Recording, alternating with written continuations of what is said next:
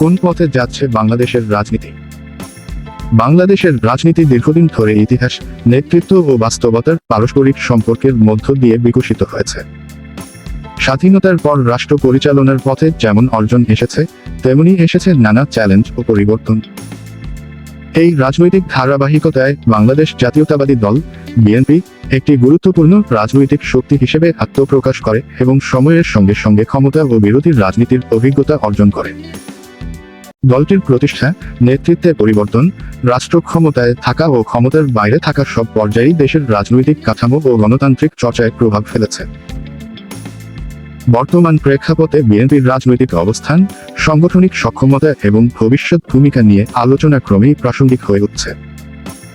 এই প্রবন্ধে ইতিহাস ও সমসাময়িক বাস্তবতার আলোকে বিএনপি ভূমিকা বিশ্লেষণের মাধ্যমে বাংলাদেশের রাজনীতির গতিপথ ও সম্ভাব্য ভবিষ্যৎ অনুধাবনের চেষ্টা করা হয়েছে।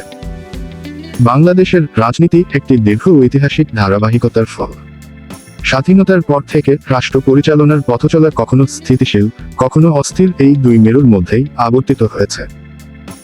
এই রাজনৈতিক প্রবাহে বাংলাদেশ জাতীয়তাবাদী দল বিএনপি একটি গুরুত্বপূর্ণ রাজনৈতিক শক্তি হিসেবে দীর্ঘদিন ধরে সক্রিয় ভূমিকা পালন করে আসছে। দলটির উত্থান, ক্ষমতায়ন, বিরোধী রাজনীতি এবং বর্তমান অবস্থান বাংলাদেশের রাজনৈতিক গতিপথ বোঝার জন্য বিশেষভাবে প্রাসঙ্গিক। 1971 সালে স্বাধীনতা অর্জনের পর বাংলাদেশ নতুন রাষ্ট্র ব্যবস্থা গঠনের চ্যালেঞ্জের মুখোমুখি হয়। রাজনৈতিক, অর্থনৈতিক ও প্রশাসনিক কাঠামো নির্মাণের এই প্রক্রিয়ায় বিভিন্ন মতাদর্শ ও নেতৃত্বে উত্থান ঘটে। এই প্রেক্ষাপটে 1978 সালে শহীদ রাষ্ট্রপতি জিয়াউর রহমান বাংলাদেশ জাতীয়তাবাদী দল প্রতিষ্ঠা করেন। বিএনপি আত্মপ্রকাশ করে একটি বহুদলীয় গণতান্ত্রিক কাঠামো, বাংলাদেশের জাতীয়তাবাদ এবং অর্থনৈতিক উন্নয়নের ওপর গুরুত্ব আরোপকারী রাজনৈতিক দর্শন নিয়ে। এই দল অল্প সময়ের মধ্যেই দেশের অন্যতম প্রধান রাজনৈতিক শক্তিতে পরিণত হয়। জিয়াউর রহমান, মুক্তিযুদ্ধ ও রাষ্ট্র পরিচালনায় ভূমিকা।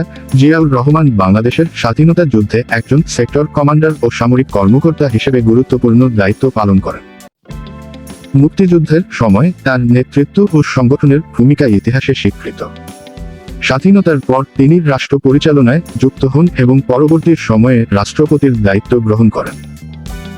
তার শাসনামলে বহুদলীয় রাজনৈতিক ব্যবস্থা চালু হয়, সংবাদপত্রের সংখ্যা বৃদ্ধি পায় এবং অর্থনীতিতে বেসরকারি খাতের বিকাশের উদ্যোগ নেওয়া হয়। এসব কারণে তিনি বাংলাদেশের রাজনৈতিক ইতিহাসে একটি গুরুত্বপূর্ণ অধ্যায়ের প্রতিনিধিত্ব করেন। রহমানের মৃত্যু ও রাজনৈতিক রূপান্তর। 1981 সালে চট্টগ্রামে এক সামরিক ঘটনার সময় জিয়াউর রহমান নিহত হন। এই ঘটনায় দেশের রাজনীতিতে হঠাৎ একটি পরিবর্তন আসে। রাষ্ট্র পরিচালনা ও দলীয় রাজনীতিতে নতুন বাস্তবতা তৈরি হয়। এই সময়ে বিএনপি সাংগঠনিক ও নেতৃত্বগত পরিবর্তনের মধ্য দিয়ে যায়, যা পরবর্তী সময়ে দলটির রাজনীতির দিক নির্দেশনায় প্রভাব ফেলে। বেগম খালেদা জিয়ার রাজনৈতিক ভূমিকা। জিয়াউর রহমানের মৃত্যুর পর বেগম খালেদা জিয়া ধীরে ধীরে রাজনৈতিকভাবে সক্রিয় হন। 1980 এর দশকে তিনি বিএনপি নেতৃত্ব গ্রহণ করেন এবং দলকে সংগঠিত করার উদ্যোগ নেন। 1991 সালে সংসদীয় গণতন্ত্র পুনঃপ্রতিষ্ঠার পর তিনি বাংলাদেশের প্রথম নারী প্রধানমন্ত্রী হিসেবে দায়িত্ব পালন করেন। তার শাসনামলে সংসদীয় ব্যবস্থার কার্যকারিতা, অবাধ গণমাধ্যম এবং অর্থনৈতিক কর্মকাণ্ডে গতি আসে। 2001-2006 সময়কালেও তিনি প্রধানমন্ত্রী হিসেবে দায়িত্ব পালন করেন।